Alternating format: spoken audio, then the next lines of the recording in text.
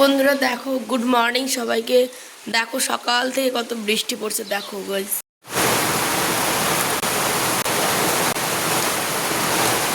দেখো না, সকাল থেকে চালু হয়ে গেছে একদম ঝিরিঝিরি বৃষ্টি। কি বলি বলো তো, ভীষণ ভালো লাগছে, কিন্তু আবার খারাপও লাগছে। জলের যেহেতু বড্ড কষ্ট, তাই দেখো এখন যাচ্ছি কলপাড়ে। আর এইখানে দেখো যেতে যেতে দেখি কুমড়ো গাছটা কত সুন্দরভাবে কিন্তু লতিয়ে উঠছে টিনের উপরে। দেখে তো ভীষণই ভালো লাগলো। আর এই দিকে কিন্তু বৃষ্টি পড়ছে। বৃষ্টি পড়লে ওয়েদারটাই খুব সুন্দর লাগে, তাই না? গাছের পাতাগুলোও যেন নিজের রূপ খুঁজে পায়, সমস্ত কিছু পরিষ্কার লাগে দেখতে, কি সুন্দর, একদম স্বচ্ছ হয়ে যায়। আর এই দিকে আমি আবার ব্যাক হয়ে আসলাম, কারণ গিয়ে দেখি কলের অসারটা পড়ে গেছে। সেই কারণে আবার ঘরে আসলাম, এসে দেখি মোটরে একটুখানি জল আছে, সেই দিয়ে আমার বাসনগুলো আমি কিন্তু ধুয়ে নিব এখন। যেহেতু আমাদের বাড়িতে জনসংখ্যা বেশি, তাই জলের ব্যবহারটাও কিন্তু বেশি। যতবারই মোটর জোড়াক না কেন, আধ ঘন্টা 1 ঘন্টার মধ্যে কিন্তু শেষই হয়ে যায়। তোমাদের বাড়িতেও কি এরম অবস্থা? তাহলে কিন্তু কমেন্ট করো, কারণ তোমরা আমার একটা পরিবার। ভালো মন্দ যেহেতু আমি তোমাদের সাথে শেয়ার করি, তোমরাও অবশ্যই তোমাদের ভালো মন্দ কিন্তু আমাকে অবশ্যই কমেন্টে করে জানাতে পারো। তাই চলো, বৃষ্টিতে ঝিরিঝিরি কাজ করলাম ভিজে ভিজে। বৃষ্টিতে ভিজে কাজ করার মজাই আলাদা, তাই না বলো? গ্রামে থাকি তো, আর ভেজা মাটির কিন্তু অন্য রকমের একটা গন্ধ।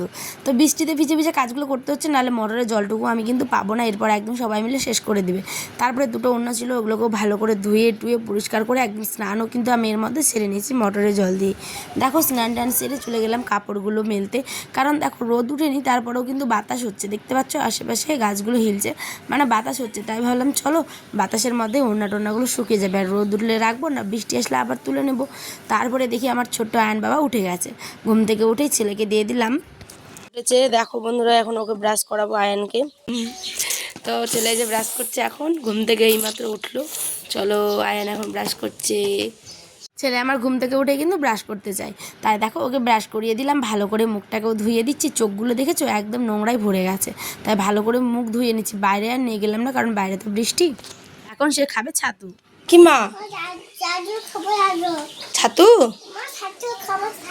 ও দেখেছো দেখেছো বন্ধুরা, ছাতু খেতে যায় যে সকালে উঠে আয়ান। ছাতু, এদিকে দেখো আমার দিকে মাম্মা।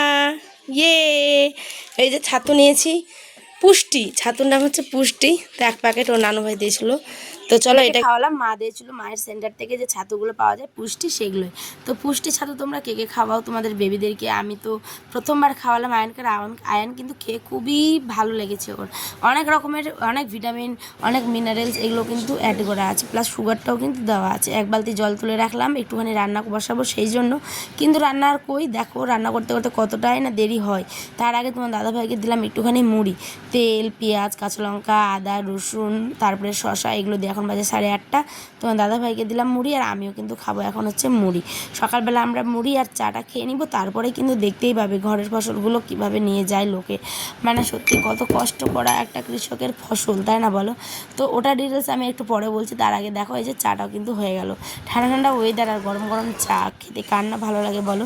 সুন্দর করে একটা শাড়ি পরেছে, আমাকে শাড়ি পরে কেমন লাগছে অবশ্যই জানিও। আমি না নাইটি পরে ভিডিও করছিলাম, তো আমার নিজেরই ভালো লাগছিল না। যখন তখন অবশ্যই দিয়ে দিই নাইটি পরেই, কিন্তু শাড়ি পরেই বলে না, শাড়িতে নারীতে কিন্তু নারীকে কিন্তু শাড়ি পরেই ভালো লাগে, তাই না? তো কেমন লাগছে অবশ্যই আমাকে জানিও। তারপরে আমাদের খাওয়া দাওয়া কমপ্লিট, একটুখানি ডান্স করলাম টিচকা টিচকা করে। তারপরে কিন্তু দিয়ে দিলাম, তোমার দাদাভাই নিয়ে গেল হচ্ছে সরিষা। গলাঘর থেকে সরিষা নিয়ে গেলো, একটুখানি স্যাম্পেল আর কি। আমাদের যেহেতু এটা বৃহস্পতিবারের ব্লগ, সেই কারণে হাটেই দেখাবে।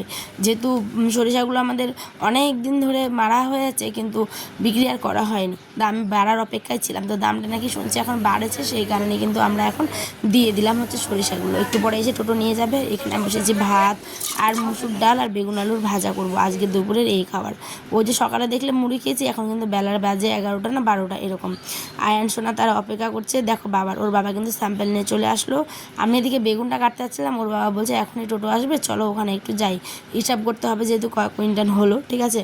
তো কয় কুইন্টাল হয়েছিল আমার ঠিক এখন আর মনে নেই, কারণ কত হবে মনে আসছে না ঠিক। তো যাই হোক, চলো বেগুনগুলো এখন কেটে নিই চটপট করে। তারপরে ইতিমধ্যেই দেখি আমার ভাতটাও আবার হয়ে গেছে, তাই ভাতটাকে হেলিয়ে দিলাম। আয়ন কী জন্য বলছিল, তাকেও আবার রিপ্লাই করছিলাম। চারিদিকে করছি, লাইভ করছি, ভিডিও করছি। যারা ইউটিউব ভিডিও করে তারাই বোঝে, তাই না বলো? কত কষ্ট করে একটা চ্যানেল দাঁড়াতে হয়। এই হচ্ছে আবার তোমার দাদাভাই দেখো, এই যে তার দাদা ভাইয়ের একটা দাদা ভাই আর কি, টোটো যে দাদা ভাই, তার ঘাড়ে কিন্তু দিয়ে দিল এভাবে বস্তাগুলো।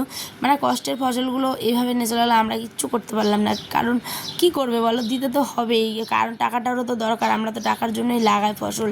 কিন্তু এতদিন যে কষ্ট করে করলাম, রেখেছিলাম, এর একটা কিন্তু আলাদা কষ্ট। আর যখন নিয়ে চলে যায় না, হয়তো সাময়িক টাকা পেলে আনন্দ তো হবেই, কিন্তু তারপরেও যখন ফসলটা ঘর থেকে যায় মনে হয় লক্ষ্মীগুলো চলে গেল। যাই হোক, কিছু করার নেই, সময় আবার আসবে, তরি আবার লাগাবো, তাই না? এখন ধানের সিজন, ধান চলছে। তোমার দাদাভাই টোটোটাকে ঠেলে দিল, চলে গেল ওরা। আর এইদিকে দেখো আমার চুলাটা ভিজে কি অবস্থা, মানে বৃষ্টিতে গ্রামের বাড়িতে যে কি অবস্থা হয়।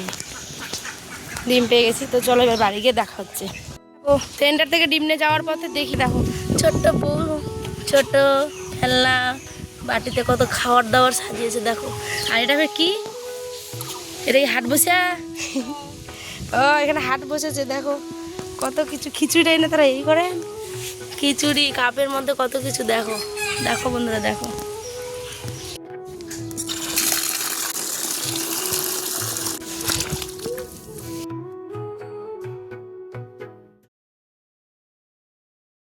সত্যি তো চলো, কি আর করা যাবে। আমি এর মধ্যে কিন্তু ডিমও আনতে গেছিলাম, দেখতেই পেলে। আর বাচ্চাগুলো দেখেছো কত সুন্দর খেলাধুলো করে, ছোটোবেলার কথা মনে পড়ে গেল না বলো? এখন বাজে 12টা, ছেলেকেও খাইয়ে দেবো, আমিও এখন মিষ্টি পরোটা খাবো। হাট থেকে তোমাদের ভাই তরিগুলো বেঁচে আনলো। তো চলো, ব্লগটা কেমন লাগলো অবশ্যই জানিও। ছোটোবেলার কথা কার কার মনে পড়লো সেই বাচ্চাগুলোকে দেখে অবশ্যই কিন্তু জানিও। টাটা, নেক্সট ব্লগ ঠিক সন্ধ্যে 6টায় আসবে আগামীকাল।